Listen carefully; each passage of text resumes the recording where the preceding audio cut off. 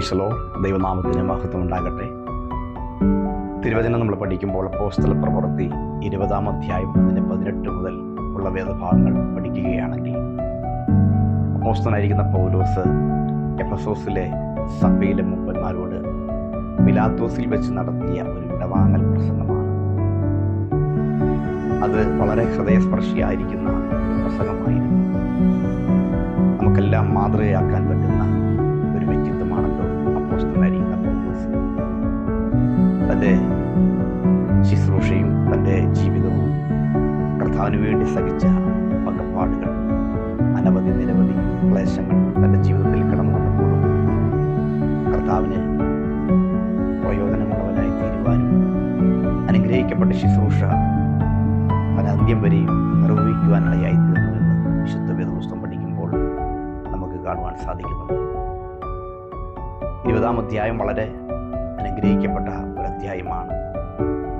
അവിടെ നമുക്ക് കാണുവാൻ സാധിക്കുന്നുണ്ട് എങ്ങനെയാണ് പൗലോസ് എഫെസോസിലായിരുന്നത് എന്ന് നമുക്കവിടെ കാണാൻ സാധിക്കുന്നുണ്ട്. അതിൻ്റെ 19-ാമത്തെ വേദഭാഗം പഠിക്കുമ്പോൾ താഴ്മയോടും കണ്ണുനീരോടും നിരവധി കഷ്ടങ്ങളും പരീക്ഷകളുമൊക്കെ തൻ്റെ ജീവിതത്തിൽ കടന്നു വരുന്നു എന്ന് താൻ അറിഞ്ഞിട്ടും, അനേക ബന്ധനങ്ങളും കഷ്ടങ്ങളും തന്നെ കാത്തിരിക്കുന്നു എന്ന് അറിഞ്ഞിട്ടും ദൈവം നൽകിയ ശുശ്രൂഷ പൂർത്തീകരിക്കണമെന്നുള്ള വലിയ ഒരാഗ്രഹം തനിക്കുണ്ടായിരുന്നു. താൻ അങ്ങനെ തന്നെ കർത്താവിന് വേണ്ടി നിലകൊള്ളുവാൻ ഇടയായി തീർന്ന ഒരു വ്യക്തിത്വമാണ്.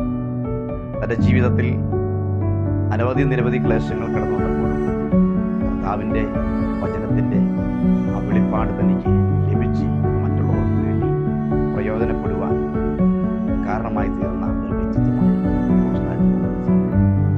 നമുക്കറിയാം, അപ്പോസ്തല പ്രവൃത്തി 20-ാം അധ്യായത്തിൻ്റെ 20-ാമത്തെ വാക്യത്തിൽ പറയുന്നുണ്ട്, പ്രയോജനമുള്ളതൊന്നും മറച്ചു വെക്കാതെ വീടുകളിൽ കയറി ഇറങ്ങി താൻ തനിക്ക് ലഭിച്ചതായിരിക്കുന്ന ആ വലിയ സുവിശേഷത്തിൻ്റെ വലിയ മർമ്മം അനേകരോട് അറിയിക്കുവാനിടയായി. എന്തായിരുന്നു പ്രയോജനമുള്ളതൊക്കെ നമുക്കറിയാം. യഹൂദന്മാരോടും യവനന്മാരോടും ഒക്കെ ആ പ്രയോജനമുള്ളതായ കാര്യമെന്ന് പറയുന്നത് അവിടെ തന്നെ താഴോട്ടുള്ള വേദഭാഗത്തിൽ കാണുവാൻ സാധിക്കുന്നുണ്ട്. ദൈവത്തിലുള്ള മാനസാന്തരവും യേശുക്രിസ്തുവിലുള്ള വിശ്വാസവും. ഇത് രണ്ടുമായിരുന്നല്ലോ തൻ്റെ ജീവിതത്തിലെ മർമ്മപ്രധാനമായിരുന്ന വിഷയം എന്ന് പറയുന്നത്. മനസാന്തരം പ്ലസ് വിശ്വാസം, ഇത് രണ്ടുമാണ് ഒരു ദൈവത്തിൻ്റെ ജീവിതത്തിൽ ഏറ്റവും അത്യന്തമായിരിക്കുന്ന കാര്യം എന്ന് പറയുന്നത്. ഇതാണ് നമ്മുടെ ജീവിതത്തിൽ ഈ കാലഘട്ടത്തിൽ നമുക്ക് വേണ്ടതായിരിക്കുന്ന കാര്യങ്ങൾ. ഇത് രണ്ടും ഉണ്ടെങ്കിൽ മാത്രമേ നമുക്ക് മുൻപോട്ട് ഒരു വിശ്വാസിക്ക് അല്ലെങ്കിൽ ഒരു വിശ്വാസിയാകണമെങ്കിൽ ഈ രണ്ട് കാര്യങ്ങൾ മർമ്മപ്രധാനമായ കാര്യമാണ്. ഒന്ന്, ദൈവത്തിങ്കിലേക്കുള്ളൊരു മനസാന്തരമില്ലാതെ നമ്മുടെ ജീവിതത്തിൽ എത്ര ആത്മീയത നടിച്ചാലും നമ്മുടെ ജീവിതത്തിൽ നമുക്കൊരു വ്യത്യാസം സംഭവിക്കത്തില്ല. മനസ്സിനുള്ളിൽ നമുക്കൊരു മനസാന്തരം ഉണ്ടാകണം. അടുത്തത്, ക്രിസ്തുയേശുവിലുള്ള വിശ്വാസം ഉണ്ടായിരിക്കും. ഇത് രണ്ടുമാണ് ഏറ്റവും മർമ്മപ്രധാനമായ കാര്യം. അവിടെ 20-ാം അധ്യായത്തിൻ്റെ 29-ാമത്തെ വേദഭാഗം പഠിക്കുമ്പോൾ അവിടെ കാണുവാൻ സാധിക്കുന്നത്, ഞാൻ പോയ ശേഷം ആട്ടിൻകൂട്ടത്തെ ആദരിക്കാത്ത കൊടിയ ചെന്നായ്ക്കൾ നിങ്ങളുടെ ഇടയിലേക്ക് പ്രവേശിക്കും. എനിക്ക് ആ ഭാഗം വായിച്ചപ്പോൾ മനസ്സിലായ 1-2 കാര്യങ്ങൾ.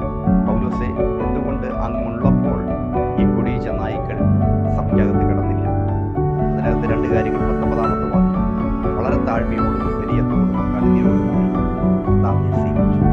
നമ്മുടെ ഈ ആത്മീയ ജീവിതത്തിൽ നാം ആയിരിക്കുന്ന മണ്ഡലങ്ങളിൽ ദുരുപദേശം കടന്നു വരാതെ ദൈവീയ ജനത്തിന് കൊടുക്കേണ്ടതായിരിക്കുന്ന ആലോചന ദൈവത്തിൽ നിന്ന് പ്രാപിച്ച് നാം കൊടുക്കണം. അതല്ലാതെ നുഴഞ്ഞു കയറി വരുന്ന ദുരുപദേശത്തിൻ്റെ വ്യക്തികളെ പൗലോസ് എങ്ങനെ നേരിട്ടു, അപ്രകാരം ഞാൻ നേരിടേണ്ടതായിരിക്കുന്ന കാര്യം ഇന്ന് പകരക്കാലം മനസ്സിലാക്കണം.